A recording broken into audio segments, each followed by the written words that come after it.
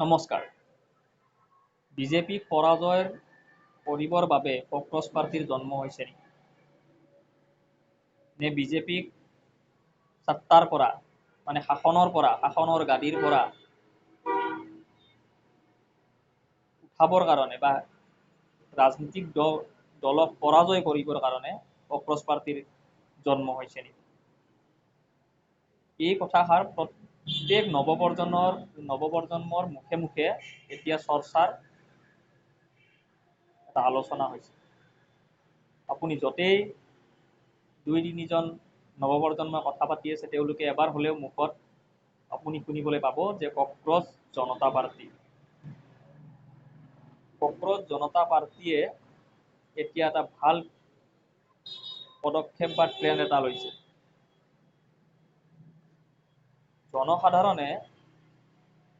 জনসাধাৰণে যদি সেই বস্তুটো যদি আপোনাৰ নৱপ্ৰজন্মই যদি গুৰুত্ব সহকাৰে যদি লৈছে, তেতিয়া কিন্তু হয়তো ৰাজনীতিক দলসমূহৰ ভিতৰতো এটা বুবু বাবা এটা চলিব। মানে ৰাজনীতিক দলসমূহেও কিবা এটা চিন্তা চৰ্চা কৰিব। কিন্তু কথাটো হ'ল কি যে মই আপোনাক এটা কথা কওঁ, যদিহে কক্ৰজ জনতা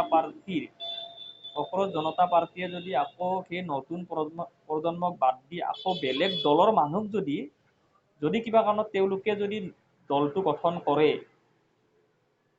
বা তেওঁলোকে দল ঘোষণা কৰি দিয়ে, এতিয়া বৰ্তমান ডিজিটেল মাধ্যমতে আছে, যদি তেওঁলোকে যদি দল ঘোষণা কৰি দিয়ে,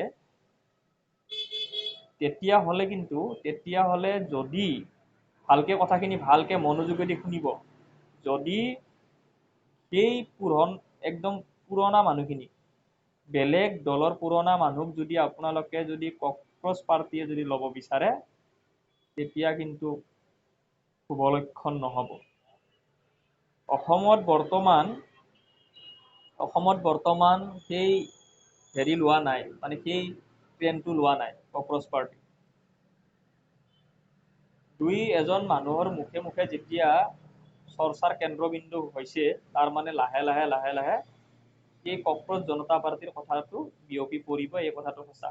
কাৰণ পলিটিকেল চিন্তা চৰ্চা কৰা মানুহবিলাকৰ প্ৰত্যেক দলতে তেওঁলোকে দৃষ্টি ৰাখে। দৃষ্টি ৰখাৰ কাৰণেই হয়তো কক্ৰজ জনতা পাৰ্টিৰ আগুৱাই যাব। মই এতিয়া এই কথাটোৱে ক'ব বিচাৰিম, অসমৰ জনসাধাৰণ তথা অসমৰ বিভিন্ন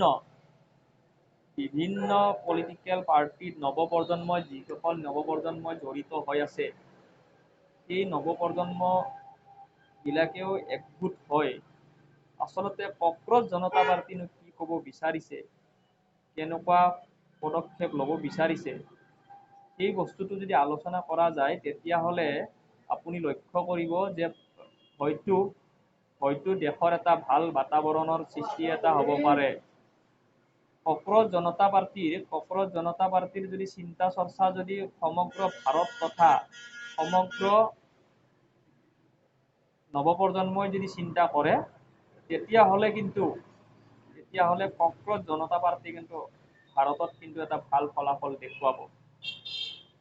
কাৰণ প্ৰত্যেক নৱপ্ৰজন্মই তেওঁলোকৰ মূৰত এটা বস্তু এতিয়া সোমাইছে, হয় নেতা মন্ত্ৰীয়ে লুটাত কৰি চাকৰি বাকৰি যে খুব দৰকাৰ, সেই কথাটো কিন্তু কক্ৰজ জনতা পাৰ্টিৰ পৰা এটা ভাল বঁটা এটা কিন্তু ট্ৰেণ্ড এটা আহিছে।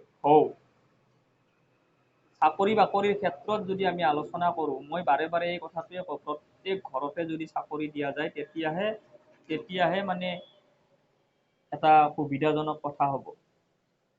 কাৰণ নহ'লে নেতা মন্ত্ৰীবিলাকে যি ধৰণৰ মানে একদম বিলাসী জীৱন যাপন চলাই গৈ আছে, তেওঁলোকৰ গাড়ী ঘোঁৰা গোটেই আপুনি যদি লক্ষ্য কৰে, তেতিয়া আপুনি মন কৰিব যে আমি কেৱল এটা নগণ্য একদম 10 পইচাত জীয়াই আছোঁ, তেওঁলোকে কিন্তু কোটি টকাত জীয়াই আছে।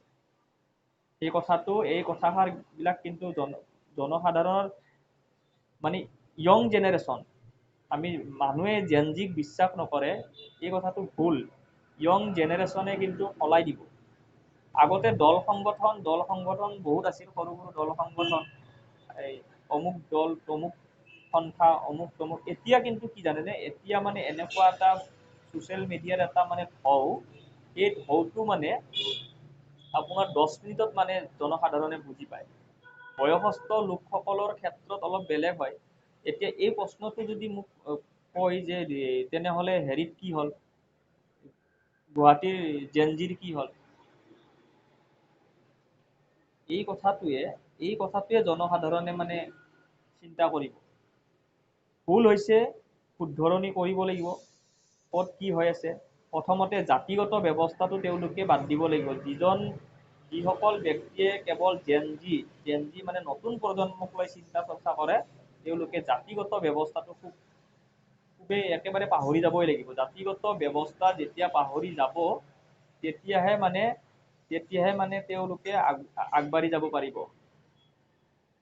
মানে জেনজিৰ যদি চিন্তা চৰ্চাখিনি যদি আপুনি যদি অল পাৰ্চন মানুহৰ লগত যদি মিলাই, মানে বয়সস্থ লোকৰ লগত যদি মিলাই, তেতিয়াহ'লে আজিৰ সময়ত, আজিৰ যিটোহে ছ'চিয়েল মিডিয়াৰ যুগত যিখিনি মানে আপডেট, ছ'চিয়েল মিডিয়াত যিখিনি মানুহে আজিকালি আপডেট, সেই আপডেটখিনি মানে বয়সস্থ লোকে মানে ঢুকি নাপায়।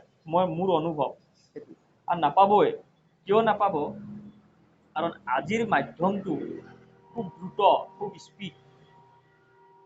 মই এইবাবে কক্ৰজ জনতা পাৰ্টিৰ কথা ক'ম যে তেওঁলোকে ভাল পদক্ষেপ এটা লৈছে। ধন্যবাদ।